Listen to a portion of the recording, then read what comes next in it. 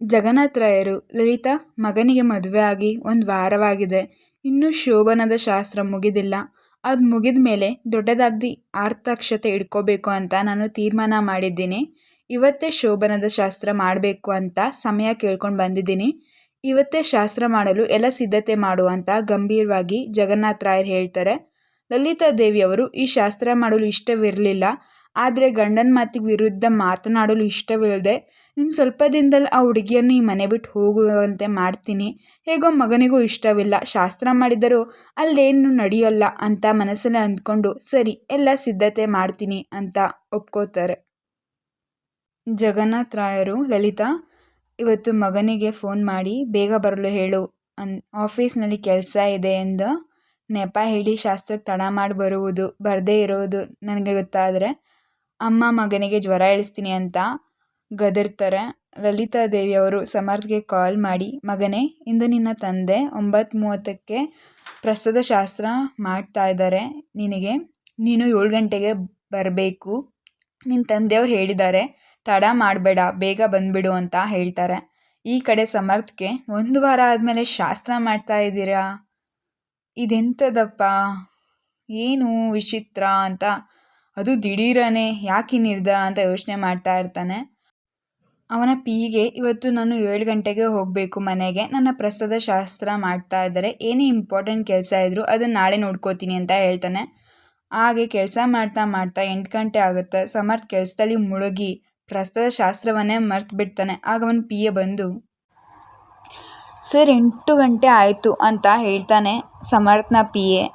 ಆಗ ಸಮರ್ಥ್, ಇನ್ನು 1 ಗಂಟೆ ಬಿಟ್ಟರೆ 9 ಗಂಟೆನೂ ಆಗುತ್ತೆ, ಅದರಲ್ಲಿ ವಿಶೇಷ ಏನಿದೆ, ಏನಾದರೂ ಇಂಪಾರ್ಟೆಂಟ್ ಕೆಲಸ ಇದ್ದರೆ ಬಾ ಅಂತ ಹೇಳಿದೆ ತಾನೆ, ಸಮಯ ವ್ಯರ್ಥ ಮಾಡ್ತಾ ಇದೆಯಾ, ಕೆಲಸ ಇಲ್ವಾ ನಿನಗೆ ಮಾಡೋಕೆ, ಅಥವಾ ನನ್ನ ಮೇಲೆ ಭಯ ಕಮ್ಮಿ ಆಗಿದೆಯಾ ಅಂತ ಗದರ್ತಾನೆ.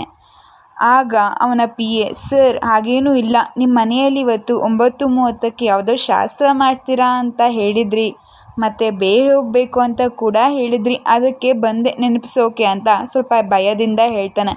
ಆಗ ಸಮರ್ಥ್ಗೆ ನೆನಪಾಗುತ್ತೆ, ಹೌದು ಇವತ್ತು ನನ್ನ ಮದುವೆ ಆಗಿ 1 ವಾರಕ್ಕೆ ಪ್ರಸಾದ ಶಾಸ್ತ್ರ ಮಾಡ್ತಾ ಇದ್ದಾರೆ, ನಾನು ಬೇಗ ಹೋಗಬೇಕು ಅಂತ ನೆನಪಾಗುತ್ತೆ. ಸಮರ್ಥ್, ಥ್ಯಾಂಕ್ಸ್ ನೆನಪು ಮಾಡಿದ್ದಕ್ಕೆ ಅಂತ ಹೇಳ್ತಾನೆ. ಆಗ ಸರ್ ನಿಮಗೆ ತಡ ಆಗಲಿಲ್ವಾ ಅಂತ ಕೇಳ್ತಾನೆ ಅವನ ಪಿ ಎ ಸ್ವಲ್ಪ ನಾಚಿಕೊಂಡು. ಆಗ ಸಮರ್ಥ್, ಬಾಯಿ ಮುಚ್ಕೊಂಡು ನಿನ್ನ ಕೆಲಸ ನೋಡ್ಕೋ ಅಂತ ಮತ್ತೆ ಅವನಿಗೆ ಇಡೀ ರಾತ್ರಿ ಕೆಲಸ ಕೊಟ್ಟು ಹೋಗ್ತಾನೆ.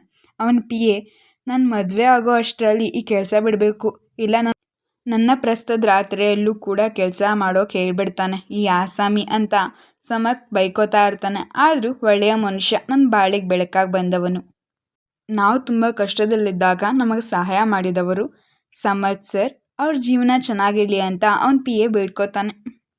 ಸಮರ್ಥ್ 9 ಗಂಟೆಗೆ ಮನೆಗೆ ಬರ್ತಾನೆ. ಅವನ ತಂದೆ ಜಗನ್ನಾಥ ರಾಯರು ಅವನಿಗೆ ಹೊಸ ಬಟ್ಟೆ ಕೊಟ್ಟು, ಮಗನೇ ಬೇಗ ರೆಡಿಯಾಗಿ ಬಾ ಅಂತ ಹೇಳ್ತಾರೆ. ಮತ್ತು ಲಲಿತಾ ದೇವಿಯವರು ಸೊಸೆನ ಕೂಡ ರೆಡಿ ಮಾಡು ಅಂತ ಜಗನ್ನಾಥ ರಾಯರು ಹೇಳ್ತಾರೆ.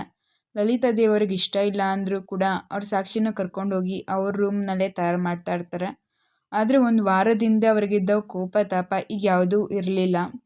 ಸಾಕ್ಷಿಯನ್ನು ಮಗಳಾಗಿ ನೋಡೋದಿದ್ರು ಸ್ವಲ್ಪ ಮಾತಾಡೋಕೆ ಶುರು ಮಾಡಿದರು ಲಲಿತಾ ದೇವಿಯವರು. ಸಾಕ್ಷಿ ತುಂಬ ಹೆದರಿ ಅವಳ ಕೈ ಕಾಲೆಲ್ಲ ನಡುಗ್ತಾ ಇತ್ತು. ಅದನ್ನು ಗಮನಿಸಿದ ಲಲಿತಾ ದೇವಿಯವರು ಹೆದರಿಕೊಳ್ಳೋದೇನಿಲ್ಲ ಅಂತ ಪ್ರೀತಿಯಿಂದ ಹೇಳಿದ್ರು. ಅವರೇ ಅವಳಿಗೆ ಸೀರೆ ಉಡಿಸಿ ಹೂ ಮುಡಿಸಿ ತಯಾರು ಮಾಡಿದರು. ಲಲಿತಾ ದೇವಿಯವರಿಗೆ ಹೆಣ್ಮಕ್ಳು ಇಲ್ಲ, ಆ ಕಾರಣದಿಂದಲೋ ಏನೋ ಗೊತ್ತಿಲ್ಲ, ಅವರಿಗೆ ಸಾಕ್ಷಿಯನ್ನು ತಯಾರು ಮಾಡುವುದು ತುಂಬ ಖುಷಿ ಕೊಡ್ತಾ ಇತ್ತು. ಅವರು ತಯಾರು ಮಾಡಿದಷ್ಟು ಅವಳು ಮುದ್ದಾಗಿ ಕಾಣ್ತಾ ಇದ್ಲು. ಅದನ್ನು ನೋಡಿದ ಲಲಿತಾ ದೇವಿಯವ್ರಿಗೆ ತುಂಬ ಖುಷಿ ಆಗ್ತಾ ಇತ್ತು.